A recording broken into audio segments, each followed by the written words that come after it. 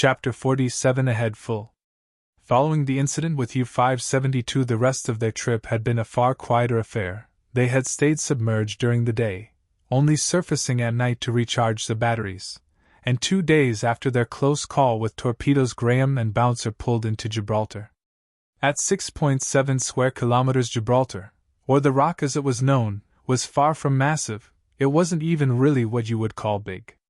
Inside the Rock of Gibraltar itself, miles of tunnels were excavated from the limestone to build an underground city, including a fully equipped hospital complete with an operating theater and X-ray equipment. Surfacing just outside the harbor in the early hours, Graham shifted into human form and gently bobbed next to Bouncer. "So what do we do next?"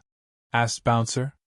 "Well, first we need to get ashore and check out what's going on." The strategic importance of this place meant it was under near constant attack during the war. For all we know, one of them was successful and the place is swarming with Nazis, replied Graham.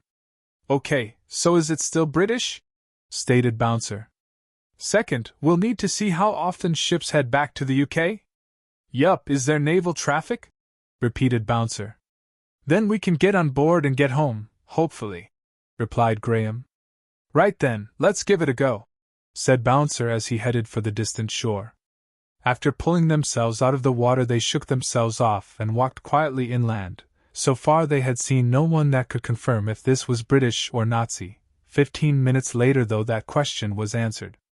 Jumping into some shrubbery, Graham and Bouncer ducked down as a couple of uniformed British officers walked round a corner. "Superb news, Smythe.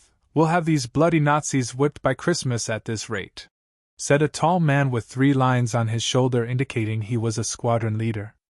"I say yes, sir," replied the other as they continued to walk on by. Graham looked to Bouncer, smiled, and they silently nodded to each other. As the 2 men walked out of range, Graham whispered, "Let's get some height. We can see what we have to play with." Bouncer nodded agreement. Half an hour later they had both climbed part way up the very rock that formed both the nickname and backbone of the peninsula. Though it was night, the whole of the rock was lit up, making the job of seeing what they had to play with much easier. Graham scanned from left to center whilst Bouncer covered right to center. In late 1941 a 1,000-meter runway had finished construction. RAF Gibraltar had been commissioned soon after and had been receiving stores, armaments and supplies for months afterwards. These resupplies helped to keep naval activities operational. It hadn't taken either of them long to clock the gleaming thread of concrete that ran like a vein across the island. "Look, Graham, a runway," said Bouncer, super excited that home was looking like a few hours away rather than a few days.